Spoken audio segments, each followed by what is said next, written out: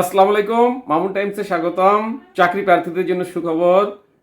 স্থানীয় সরকার, পল্লী উন্নয়ন ও সমবায় মন্ত্রণালয়ে 60,000 শূন্যপদ আছে বলে জানিয়েছেন মন্ত্রণালয়টির উপদেষ্টা আসিফ মাহমুদ সজীব ভুইয়া। এ ব্যাপারে ইত্তেফাক একটা প্রতিবেদন করছে। কি লিখছে দেখুন। এক মন্ত্রণালয়ে 60,000 শূন্যপদ, আসছে নিয়োগ বিজ্ঞপ্তি। ভিতরে কি লিখছে? স্থানীয় সরকার, পল্লী উন্নয়ন ও সমবায় মন্ত্রণালয়ে 60,000 শূন্যপদ আছে বলে জানিয়েছেন মন্ত্রণালয়টির উপদেষ্টা আসিফ মাহমুদ সজীব ভুইয়া। শিগগিরই এ পদে নিয়োগ প্রক্রিয়া শুরু হবে বলে তিনি জানান। শুক্রবার রাতে নিজের ভেরিফাইড ফেসবুক পেজে এক পোস্টে তিনি এ তথ্য জানান। পোস্টে তিনি লেখেন, শুধুমাত্র স্থানীয় সরকার, পল্লী উন্নয়ন ও সমবায় মন্ত্রণালয়ে প্রায় 60,000 শূন্যপদ আছে।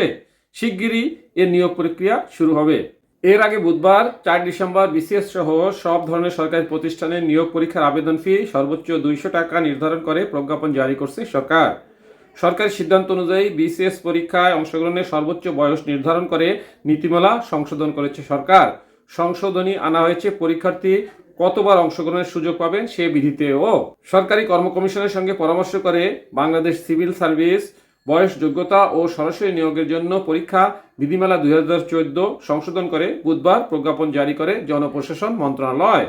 সংশোধনী প্রজ্ঞাপনের বিধিমালায় বিসিএস এ অংশগ্রহণে পরীক্ষার ফি 700 টাকার স্থলে 200 টাকা এবং অনগ্রসর নাগরিকদের 100 টাকার স্থলে 50 টাকা নির্ধারণ করা হয়েছে। মৌখিক পরীক্ষায় বিদ্যমান 200 নম্বর থেকে কমিয়ে 100 নম্বর করা হয়েছে। সাথে থাকার জন্য ধন্যবাদ। আসসালামু আলাইকুম।